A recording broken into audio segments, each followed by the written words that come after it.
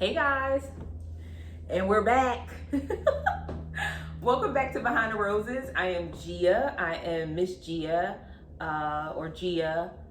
Rose Garden Gia is my name. So I am back to talk to you about my school. Welcome back to my channel. Love to say that.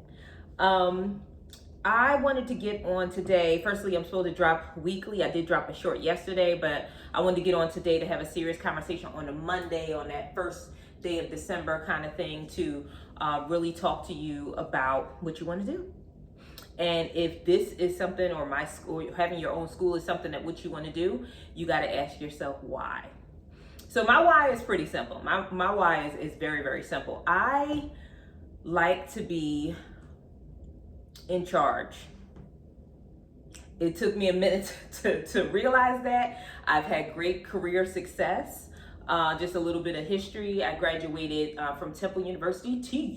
No. I graduated from Temple University. After that, I did a couple of jobs, doing curriculum, building curriculum. So when you go into work and you have to do training for HR, any of those trainings, that was me and my team would build those trainings. And it got more complicated as I climbed up the ladder. I eventually made it to Director of Learning and Development at a Fortune 500 company. It was really, really awesome. And at the same time, that whole time, just a little nudging, a little tugging, a little going on, like, you need to open your school. You've always wanted your own school. You've always wanted to teach children. So in between climbing the ladder of my career, first out of school, I did work at a daycare for a little bit. That was a great experience, but it did fuel that fire in me to say, you know what, I want my own. So jumped ship and I got a job because I knew you had to have a job to make money. In between there, my dad is really into real estate. So I got into real estate. I bought my first house. I also bought rental property, that kind of thing. And that is important because it leads to when I finally find my school. But, you know, it was nothing compared to my excitement in the classroom. So went on, got married, was going through life, and I'm just sitting here like, I want my own school. The whole time I was looking, I promise you I was looking.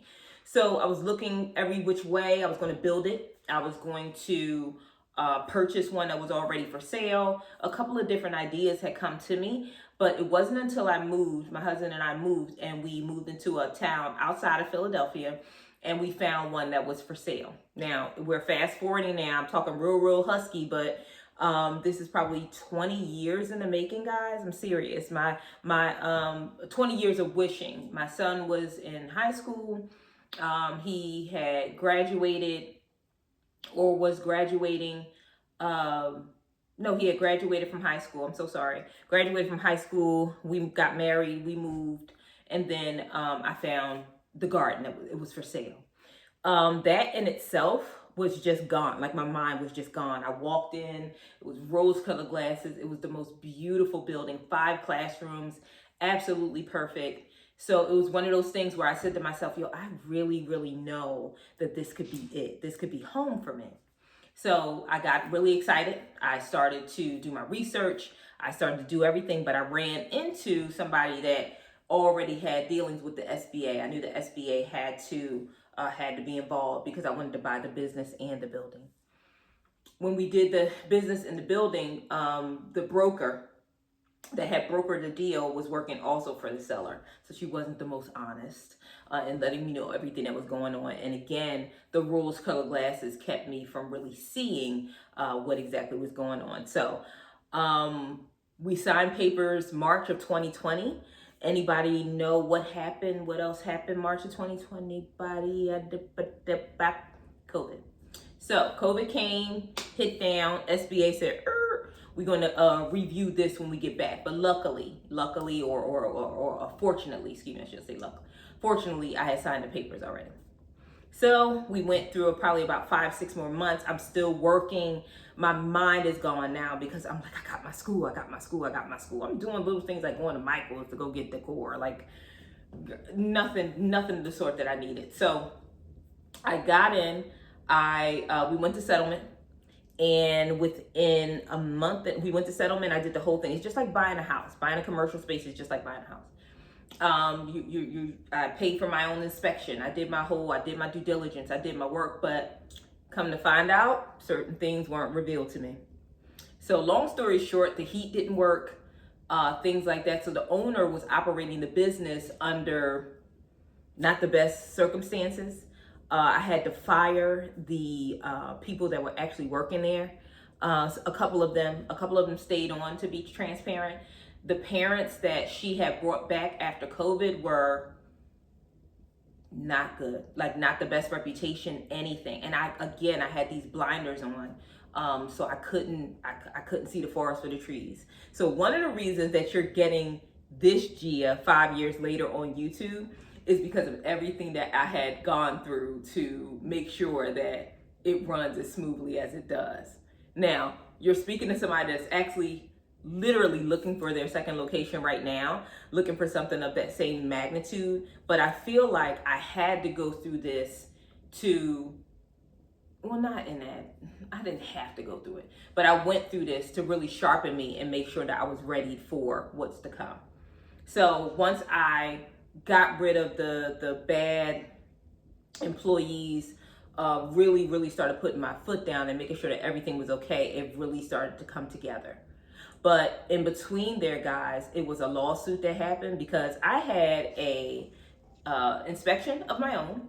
I had a seller that knew what was up wrong with the building. I had several different things going on, but for some reason, nobody let me know. So what did I do? I went into litigation, because that's what you do. You don't go cussing nobody out. You go to litigation. So I litigated and won, did pretty well, got my funds off of that, and I just started from there, because it was everything. When I say that the heat didn't work in the building when I first started, I had to literally shut down. The same inspector that had inspected with her for years shut me down and basically said, hey, you got to get the heat working. Luckily, I have a thing. I'm telling you guys, when we go over our insurance and all that stuff, you're going to know. But I had a thing called loss of business insurance. I will never forget it. It is a rider that will ride with me forever and forevermore. I had a loss of business rider, and that rider helped me to pay for everything, basically everything. Yes, insurance repaired the heater, made sure that I was good there, but that loss of business helped me catapult the business. So I was able to paint, I was able to buy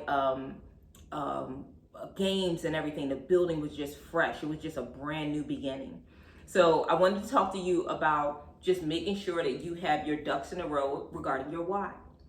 Why do you want to open a school? Why do you want to run a daycare? Is it money?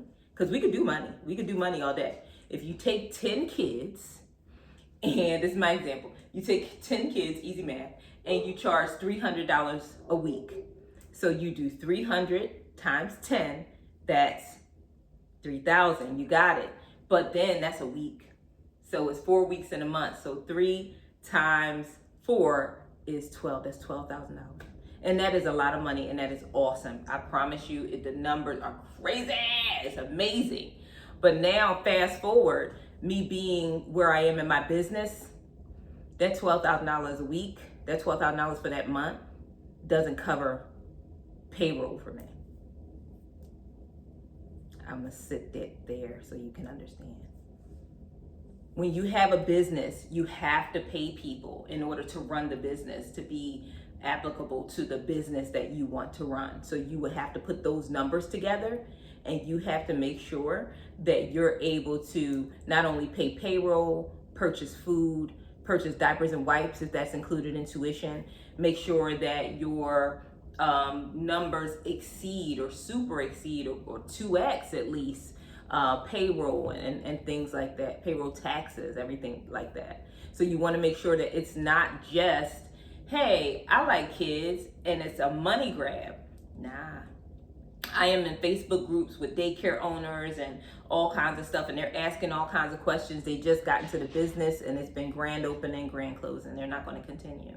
And the reason that they're not is because the passion was lost, because I just got into this to make some money and just, whatever. It's becoming too much of a hassle.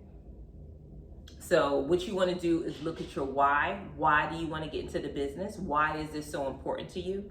I feel like once you find that why, everything else will come into play for you. So I just wanted to stop in. It's been about 10 minutes. You know, don't like to keep you for a really, really long time. I'm going to get more into my story, how we actually started bubbling, how things started getting done. But I really, really want you to take away from this your why. Why do you want to start your own school? What is your driving force? And also getting your ducks in a row with how you're going to get this done. It is a big deal. And we'll pick that up next week. But thank you for spending a couple minutes with me. You know, this is all new to me. My pictures are going to be really, really good. I'm going to start putting things together. But what is your why? Why are you doing this? And then everything else, it grows from there. We'll talk later.